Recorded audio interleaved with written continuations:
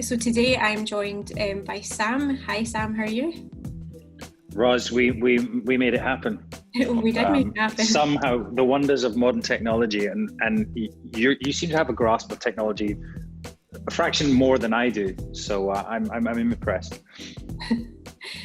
So we're here, apart from the technology side, we're here to chat about your whisky, which is going to launch next month in the UK. So Outlander fans will know this, but can you just tell me a bit about the name and how it links back to the show?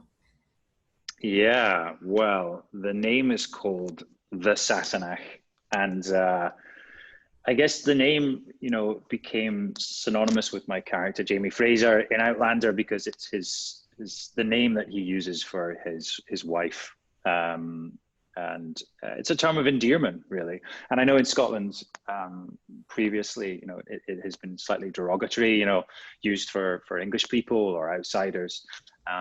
But actually, I think through the show, people have kind of realized that actually, the way he uses it is that it's a term of endearment, and that's what we wanted to do with the whiskey. We wanted to be for the outsider, for people that don't know about whiskey or that want access to whiskey and want somewhere to start. And it just kind of fits really well with the brand.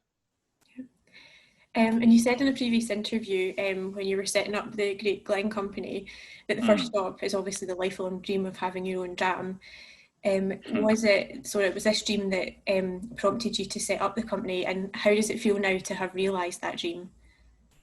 Yeah, I mean, so whiskey is synonymous with Scotland, and I grew up, not really understanding it or even particularly liking the stuff that I tried. And then I was away. I was living in London and in Los Angeles quite a lot. And I remember going into a bar and sitting with one of my good friends, and it was sort of around Christmas time, and it was kind of the first time I really ordered a whiskey. And I think it was a Speyside, and we sat and we drank the Speyside, and it was cold outside, and it just took me back to Scotland. It made me, it had so many emotions wrapped up in this whiskey. I think because I was quite homesick and missing Scotland and missing home. And I realized at that point that, that whiskey is different to other alcohols. It has a lot of memories. It has a lot of senses tied up in it.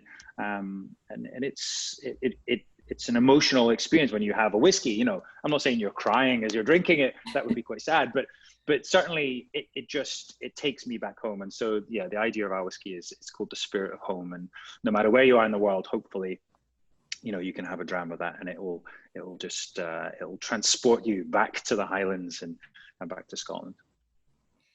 And it sort of sounds like you had some good ideas for what you wanted from it.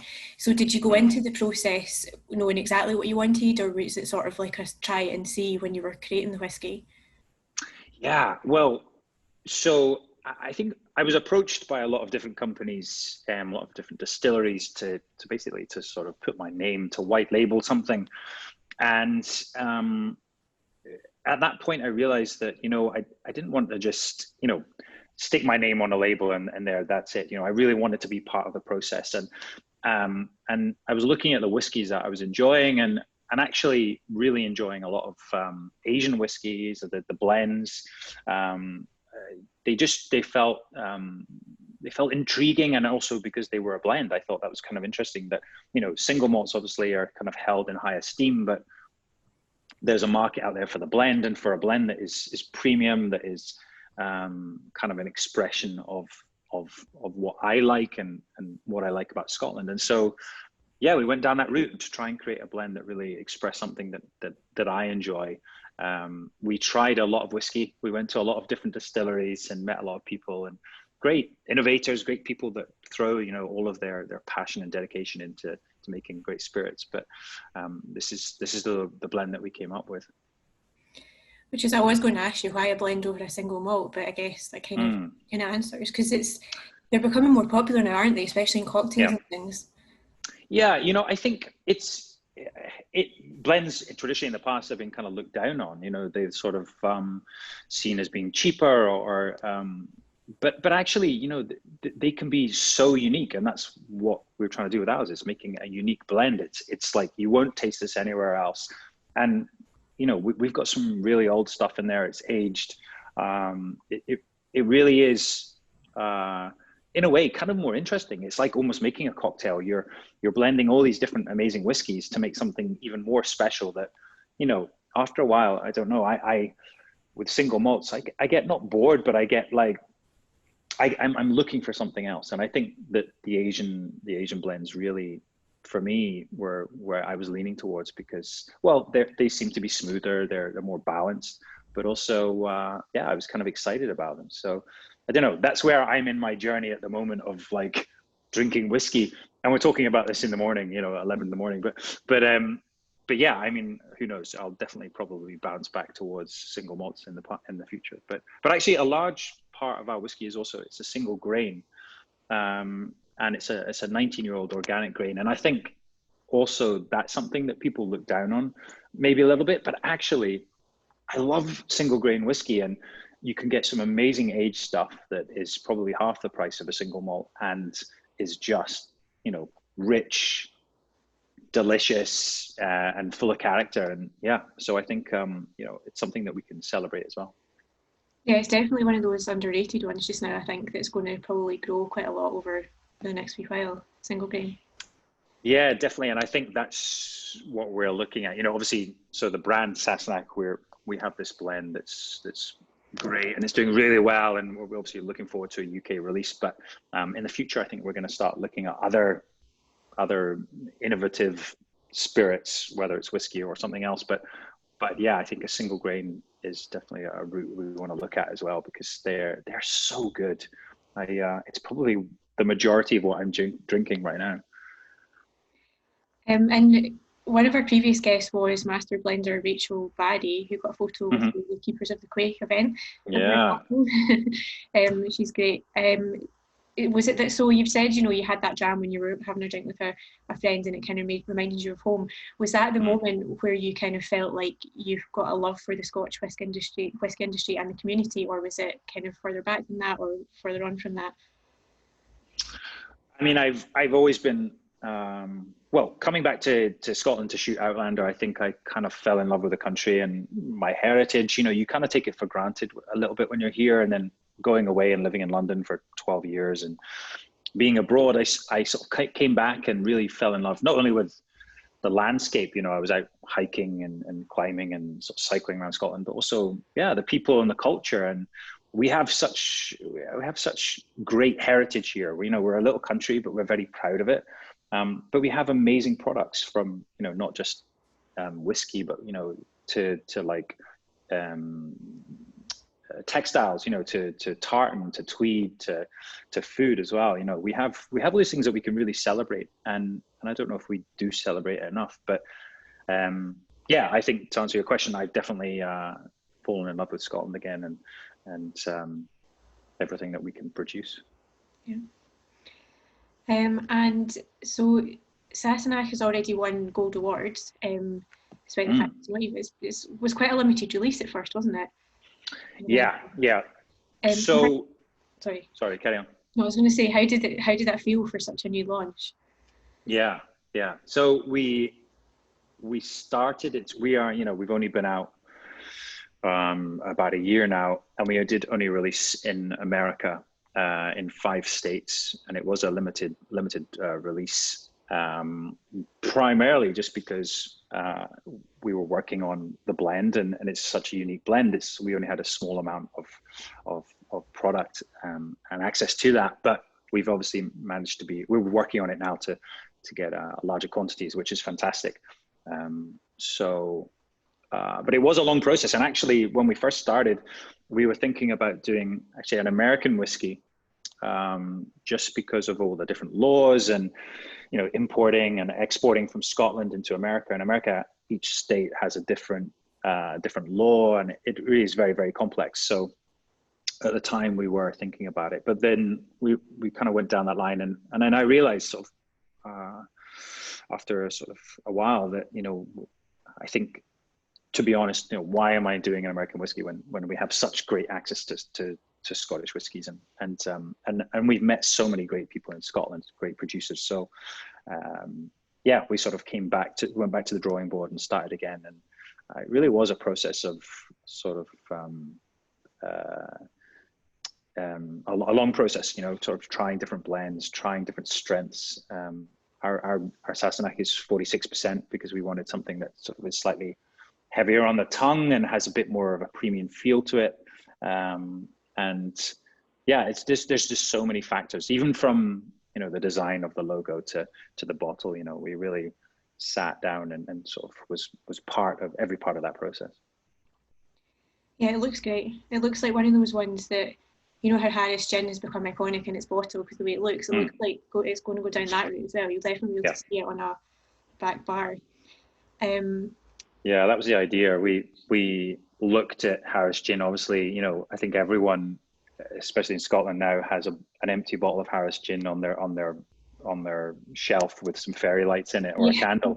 And I think we wanted to do the same. We let's make something that we're proud of, that it looks good. And then also if you look at the Japanese blends, you look at Hibiki, they've got some beautiful bottles. We wanted to do something with the stopper as well, but all of these things it adds. But that is our unique bottle that we made. We had to go and obviously make the mold and then pass it through all these different tests, which who knew there were all these different tests you have to do. There's sort of heat tests, there's travel tests. You have to basically fill up your bottle and leave it for however long. You have to test it at different temperatures. You have to check the seal, the cork.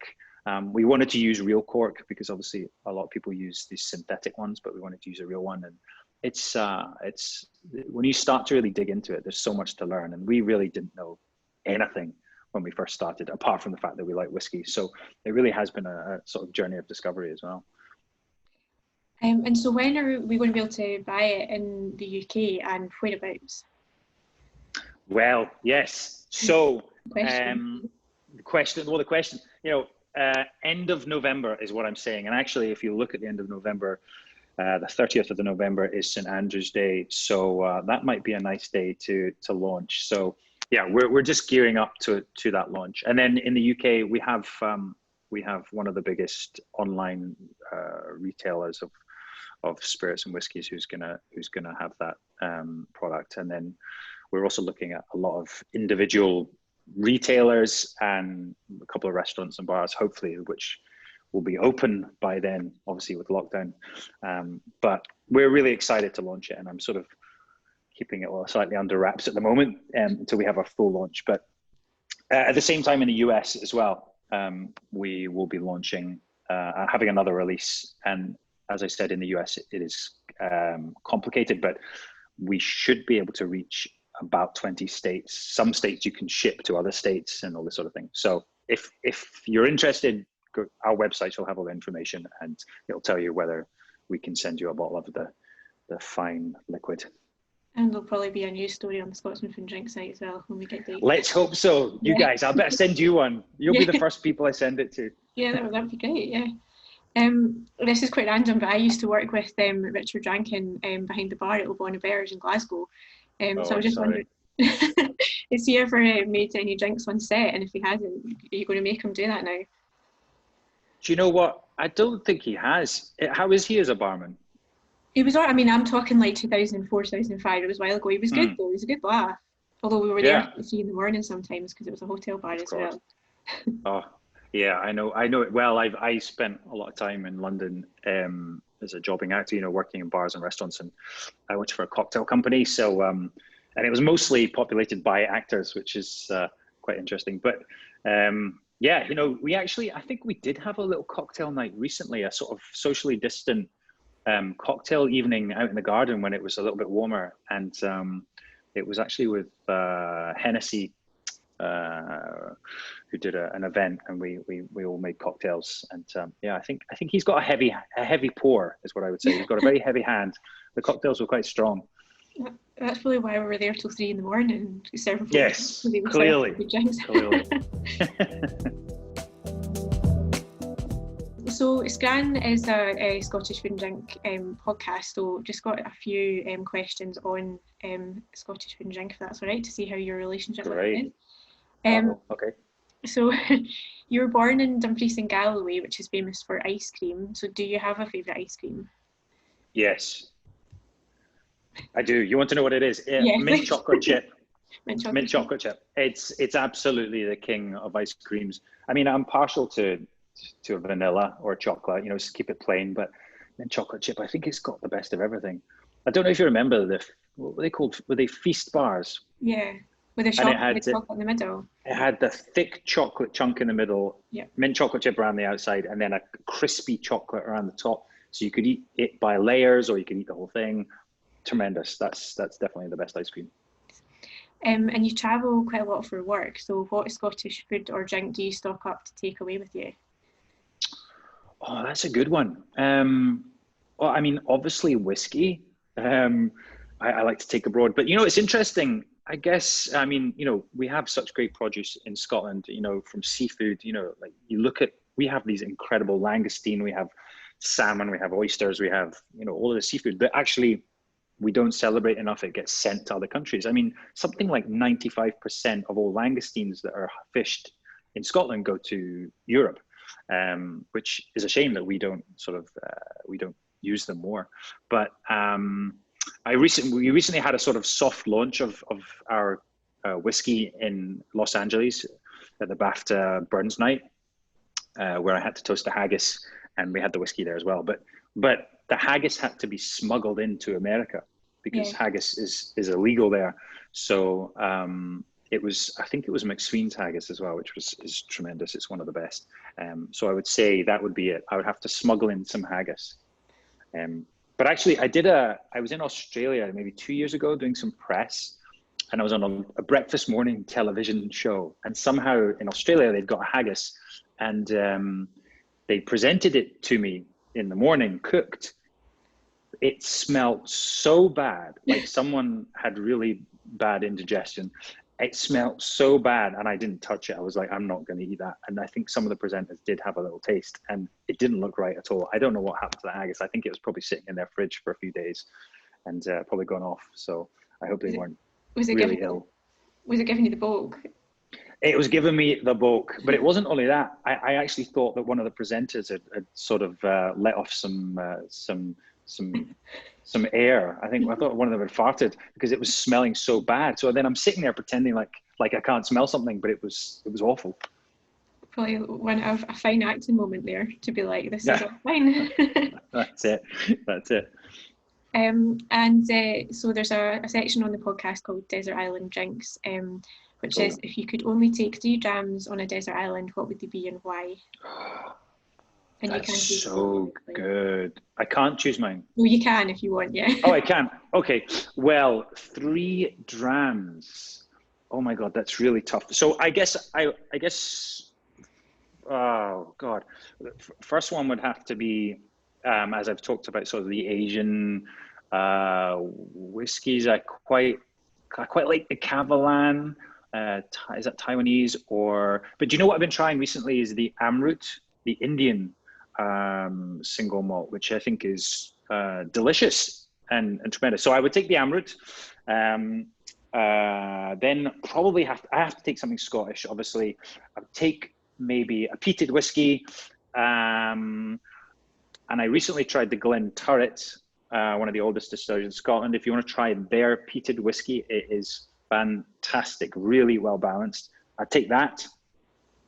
And of course, finally, I'd have to take the Sassenach because it's my whiskey and it has so many memories tied up in it and is the best whiskey in the world. Yeah. And finally, we just have a quick fire round. So it's 5 questions. If you just tell me the first thing that comes into your head, if that's okay.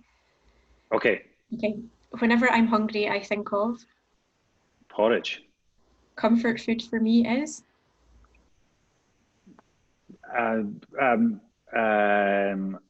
Curry, I think. My favourite childhood dessert is? Oh, pineapple upside down. My food heaven is?